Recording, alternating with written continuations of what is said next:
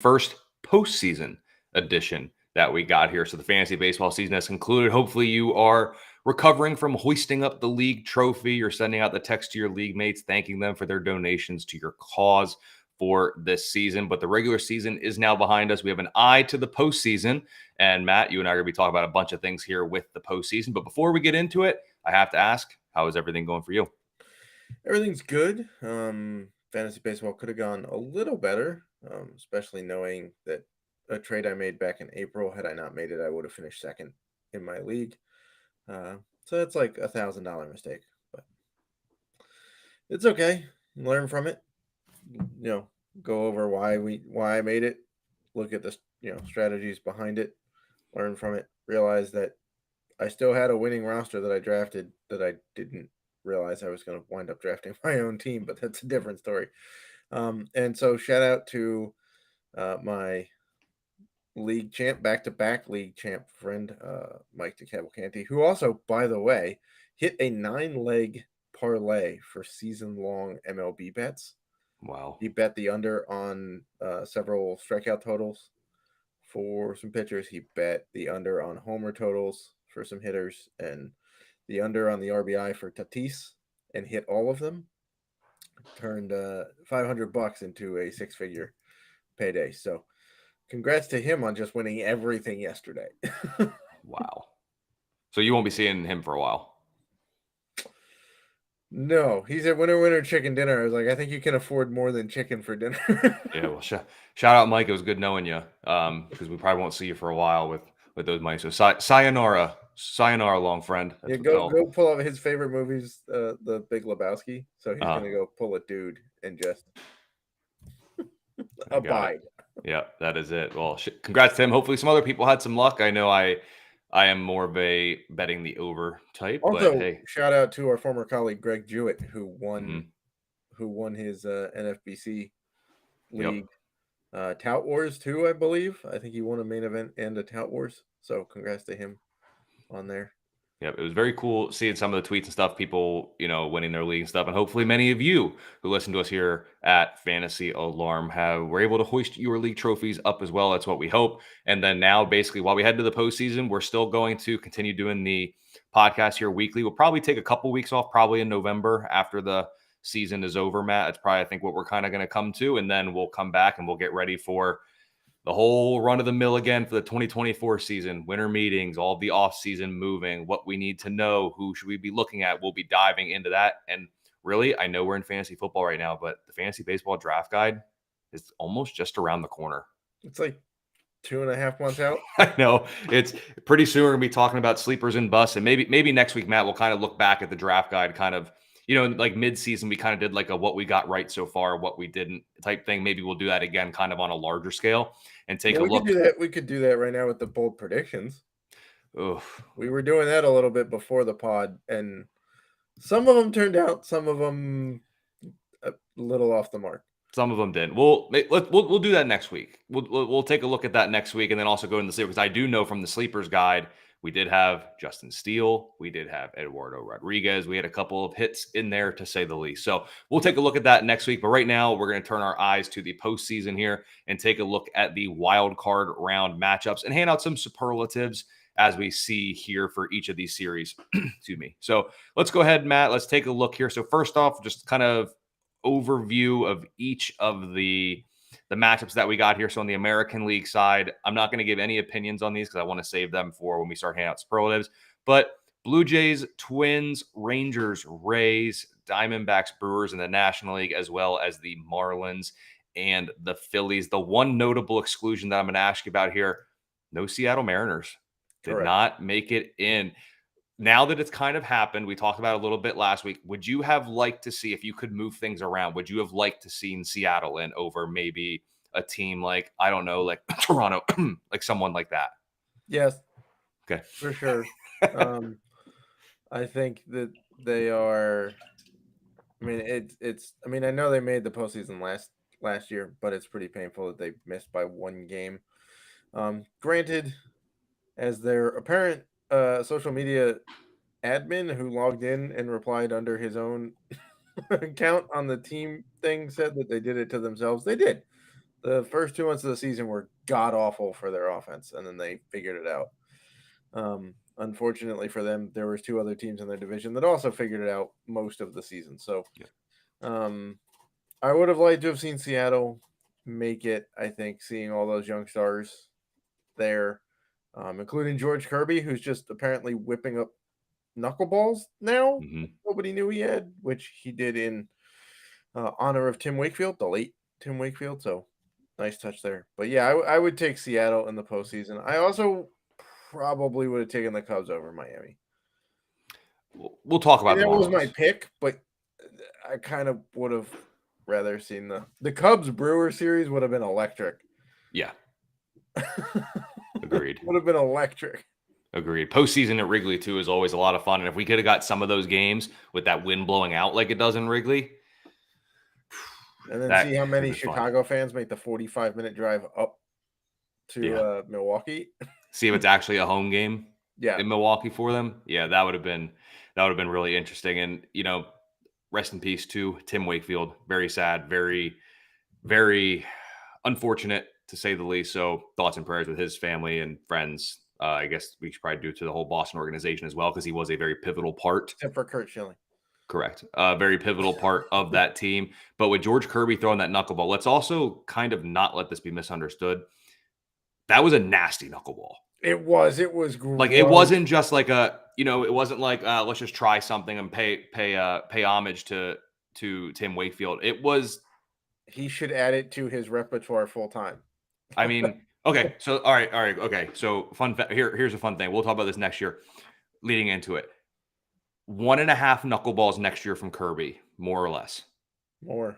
Yeah, I think so too. I think that thing. I think was he's gonna mix it gross. in. Oh man. Also, there's no active knuckleballer, so it would be lovely to see a guy whipping knuckleballs up. I mean, we have a ghost splitter or whatever the heck it is that Senga throws, Yeah. but we don't have any knuckleballs. So Could you imagine just like Kirby going out there? He just drops like his regular fastball, does the off speed stuff, and then it's like 1-2, and the next you just see this dancing flutter ball come in like this. I do wonder though, when there's like primary knuckleballers, you're expecting it, you're not really picking it up. But when you think about it, I don't have a ball here or anything. But like when you have a guy like George Kirby who has like other pitches, we have all this, we have all this. I wonder if it'd be too much of a giveaway if you see the full blown like knuckle, like before he even threw it, would the batter know?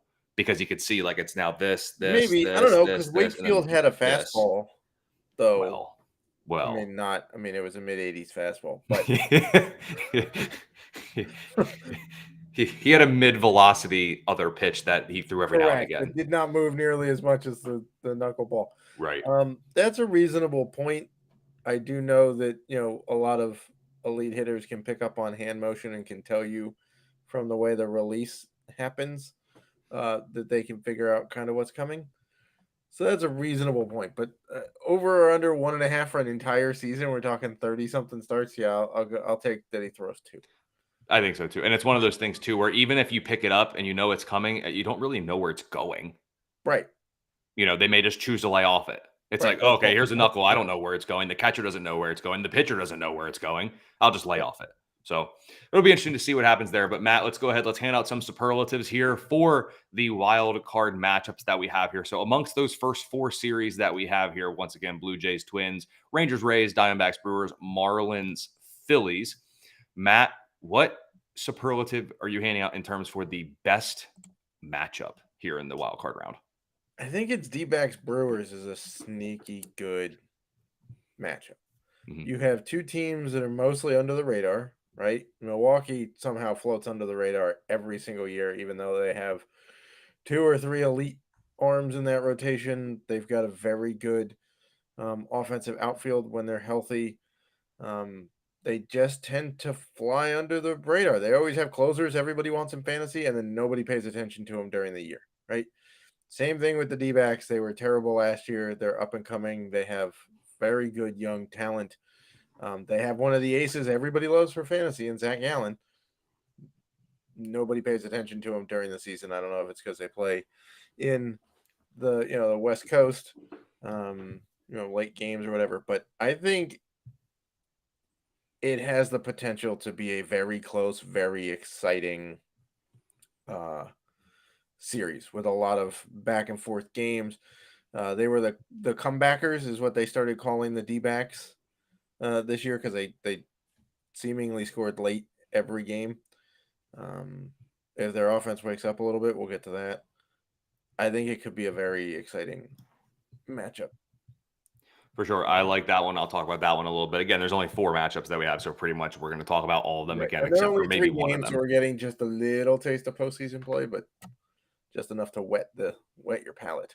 Yeah, for me, I'm really looking forward to the Rangers Rays. What the Rays have done, despite have a great rotation, they may perhaps even have a better rotation on the injured list at the moment. They lost probably one of their most important offensive pieces in the middle of the season due to everything that occurred with that we've already kind of talked about and don't need to gloss over it more. They still have enough firepower in that offense, including, if I'm not mistaken, with the guy who edged out one of the Texas bats for the American League batting average by like 3.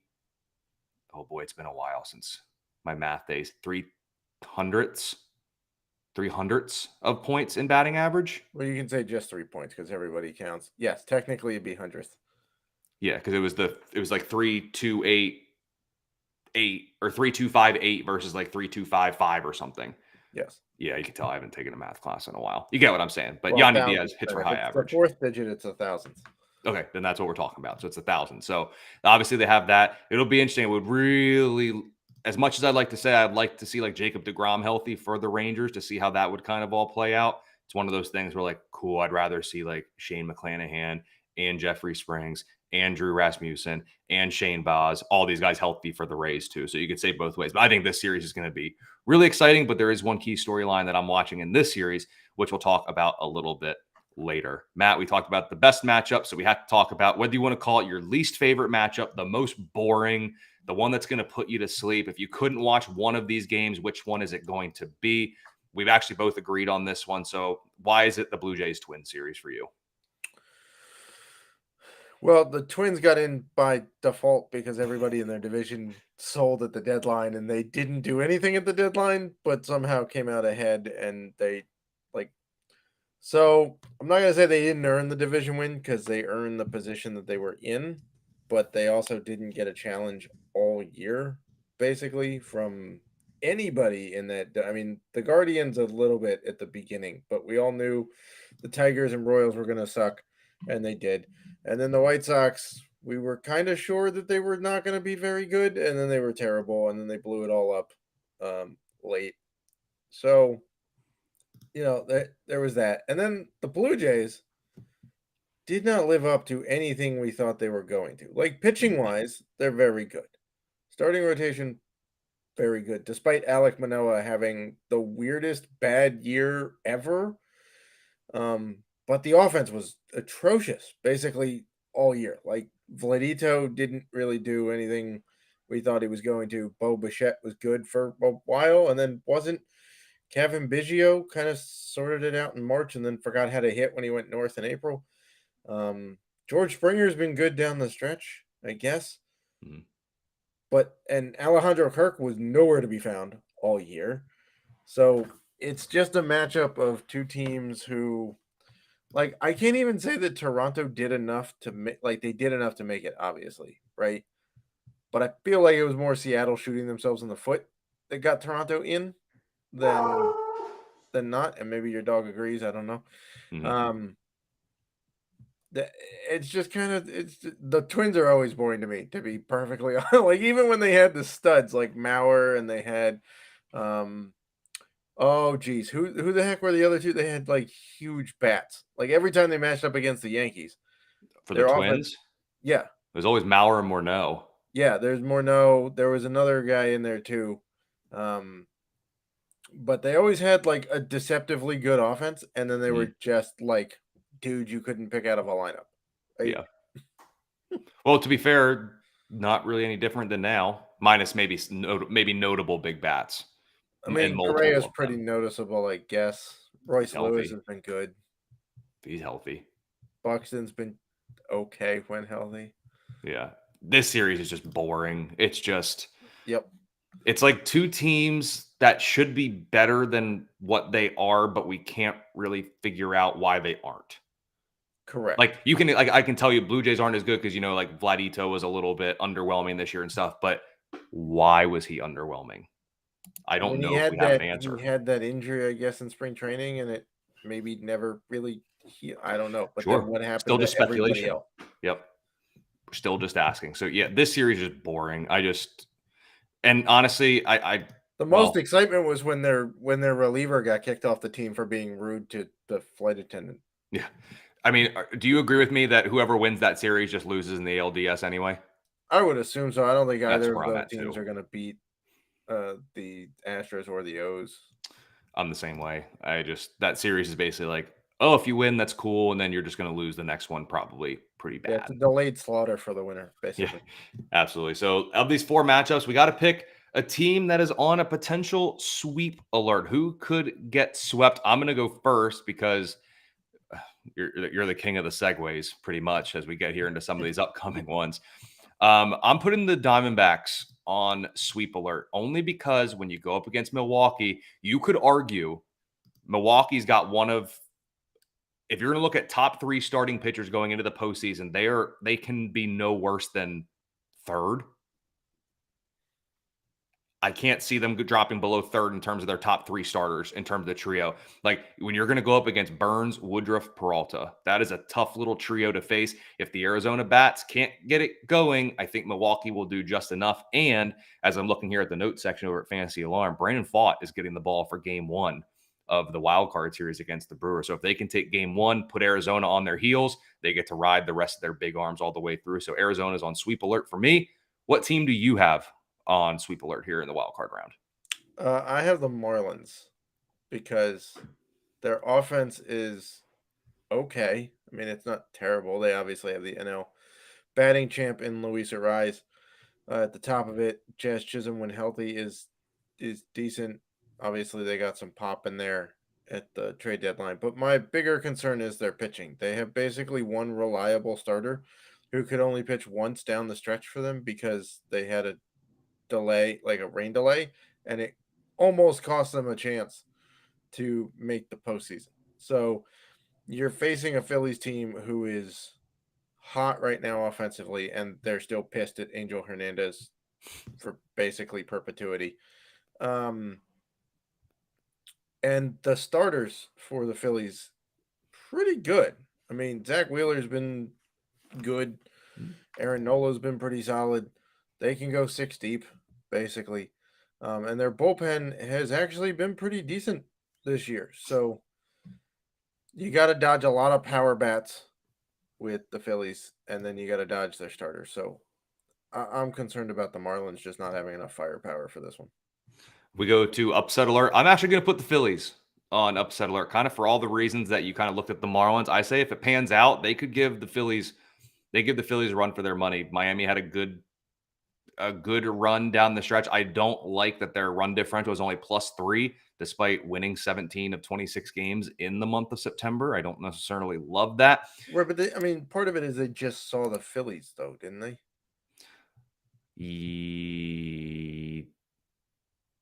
No. Well, I mean, in the beginning of the month. Okay. So within a I month, thought, yeah. okay, so a month. Yeah, within a month. And they took 2 of 3 from them there. Let's see here for the year overall. Miami against Philly, of course, 7-6. So Doesn't help. near split throughout the season. But Miami had a -9 run differential against them. But that could have just been Philly could have had one of those games where they hit 6 home runs. If Miami can keep Philly from hitting every other ball out of the ballpark and get past some of the guys at the top of the order, I could see the Marlins squeaking out a win here if they can just get some heroic pitching efforts from a couple of their guys. If the bullpen can pitch like they should, that's the other thing that gives me a little bit of concern. But I wouldn't be surprised if the Marlins can upset the Phillies. So I'm going to put the Phillies on upset alert. What say you? So upset alert for me. Yeah, this is why we're the king of the segues here. The Rays Mm. are upset alert for me. Why? I think their plug and play attitude works over the course of 162 games. I think you can survive all of those injuries that they've had over the course of 162 games. And if you look in the second half, they were kind of coasting. They haven't. I'm not sure they played above 500 in the second half. I think they just got credit because they started so well that they had a cushion and just not that they coasted, but the injuries played a role, right? Now they don't have Brandon Lau, their huge bat in the middle of that order. He's gone. Um, so I'm just concerned that over a small sample size, that Kevin Cash has proven that he's a little tougher to push the right buttons in the postseason than he does in the regular season. We've seen that time and time again, whether it be pitching changes, whether it be bringing up some bat that really has no point in being there. So I would say the Rays are on upset alert. Not to mention the Rangers, I think, are just a better complete roster um, than the Rays are at this point. And that's right into my kind of the superlative we have here is most exciting storyline. But for me, it's almost kind of the most concerning and it kind of goes with the Rays. Can Texas's bats wake up after a quiet end to the year? They were not the Texas Rangers that we saw in the beginning of the season down the stretch over the final 2 weeks. Like their WRC plus was like 108. So technically Slightly above better average, than the average. but they were only hitting 223 during that span. And I believe it was striking out like close to 22% at the time, if I remember correctly. So if their bats can't wake up, like Josh Jung has come back from his thumb injury, but he hasn't hit all that well. So we'll have to see if the bats can get going. If Texas can't hit, if they can't outscore, I don't trust their pitching staff enough to like win games where the offense only scores 2 runs. I don't see that happening. So can Texas's bats wake up? That is my most exciting storyline. What about for you? What other team do you need to see the bats come alive for? So I hinted at this earlier. Arizona's bats need to wake up. The last series against the Astros was not great. Granted, it's the Astros, but in a situation where you're fighting for your playoff life, they took way too many one pitch at bats. I watched most of those games, and the Astros put one kind of in a decent spot in the strike zone on the first pitch, and they swung at it, and Astros pitching got what they wanted, which was either a ground out or an easy pop fly or whatnot, because not every strike you see is a good one to swing at, right? But I do think that they have the firepower that if their bats wake up, they could be very exciting. I mean, Corbin Carroll was a 25-50 guy. Let's not lose track of how good Corbin Carroll was. Christian Walker can still hit some pretty nice pop. Gabby Moreno is pretty talented with a bat in his hand. Not only that, but he can erase the steal threats from behind home plate. They've got, obviously some holes. They're not a perfect team. Otherwise, they would have challenged a little more for the division. But I think if the bats wake up, I think they can give fits to Milwaukee's starters and bullpen. And if it's no tall task, though, to get the bats cooking against the likes of Burns, Woodruff, and Peralta. Not exactly the easiest No, trio but to what have I to go will against. say is that having faced the Astros and they faced, I believe it was Framber and Verlander and one of the other big, like it was the big three that Houston had going. So facing them in the last series of the year with playoff chances, on the line does get them a little bit geared up for what they're going to obviously, you still have to go out and hit it and make something happen. But it's not like they faced like the Pirates who had nothing to play for in the last 3 games of the season and don't have the pitching that the Phillies do, like the Marlins, right? Because the Marlins face the Pirates. I'd rather be the D-backs and have to gear up against Verlander to go face Corbin Burns. For sure. And then before we record again, so obviously we'll be recording, each week here leading throughout the postseason. So before we record again, the prominent headline that we're going to see, I know you're talking about, can Arizona bats wake up? I say they don't. And by the time we record next week, we're going to be talking about how a Burns, Woodruff, Peralta trio, or just 2 of them, depending on how it all ends up going, a Burns, Woodruff, Peralta trio or duo quiets the Arizona bats en route to an early exit for the Diamondbacks. That's what we'll be talking about next week when we record. What is going to be your maybe headline as, maybe before we record again or leading into the next time that we record? So I took a slightly different approach to this one, and I'm talking about a team I'm writing a headline about a team that's not playing right now. And that is, can the Braves stay hot over the break? Right? We saw them kind of struggle with the break last year at the start of, the postseason. They came in, you know, the hottest offense, best offense, and then they couldn't do a whole lot early in the postseason. So now they're having sim games this year, which, if you're in Atlanta, they're open to the public apparently. So you can go watch the Braves scrimmage themselves at Truist Park in October as they try to stay hot for whoever they're going to play. But that's my biggest thing is, can the Braves bats stay hot against a team that's already warmed up with a series? It's kind of like it's actually the same exact thing when we get into like football playoffs. That 6 seed that just won has to go up against the 1 seed. The 1 seed Right. comes out a little slow to start. It's the Right. same exact thing. Does the Atlanta Bats keep it up? It will be interesting to see that. So, Matt, as we go ahead and wrap this up, let's go ahead and get to the ones that everybody wants to know here. Who do you believe in the World Series will represent the American League? It's real close for me, but I'm going to go with some fresh blood, and we're going to go with the O's making the World Series. I think they're good enough to do it. I don't think this was a fluke of a record. They played in one of the toughest divisions in baseball. In fact, if I'm not mistaken, every team finished above 500 in the AL East, if I'm not mistaken. That's got to count for something, right? You win that division and you win it kind of going away, not huge, but I mean, they had Tampa's number basically all year. And I think they're young and they're young enough not to know better. So they're playing with house money, in their opinion. I think they're a year ahead of where they thought they would be. And the home park, man, Camden Yards went from just a launching pad to being one of the best pitcher parks in baseball. Left field absolutely just kills baseballs. So if it is in fact the Astros against the O's, it'll have 4 games. If it goes 7, and have 4 games in Camden Yards. I don't think the bats for Houston can hit in Camden Yards. There's a stat going around that if Bregman had to play all year in Camden Yards, he'd have like 1/3 of the homers he has this year, right? So I'm gonna go. I'm gonna go with the O's. Plus, John Means has just been phenomenal since coming back from Tommy John. So if you can get a fresh arm like that, I'll take the O's in the AL. I will take Houston, and then in the National League, I'm going Atlanta. Is that where you are as well? It's hard not to like. Yeah.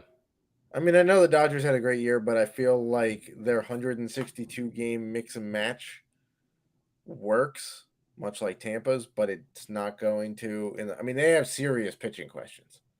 Like that rotation is like you've got what, Kershaw, Emmett Sheehan. Yep. There's questions. And then, Yeah. it's not great.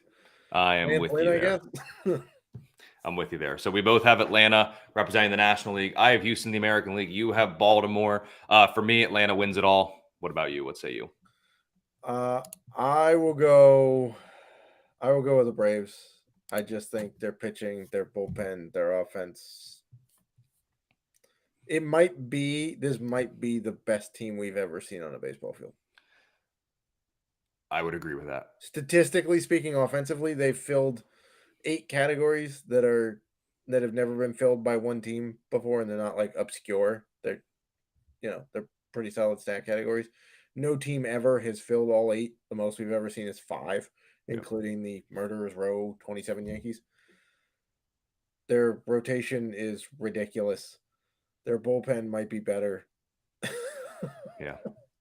It'll be interesting, but give me Atlanta. So that'll be the wild card round preview. We'll be back next week to look at the divisional round, see what we got right, see what we got wrong, and then also look back at the 2023 fantasy season and just check a couple of the things that we got right, what we got wrong, and we'll keep progressing here through the playoffs. So make sure you give Matt a follow on X at the Selzman. I'm at Colby R. Conway, and we will see you next week with the next edition of the Fantasy Alarm Fantasy Baseball Podcast.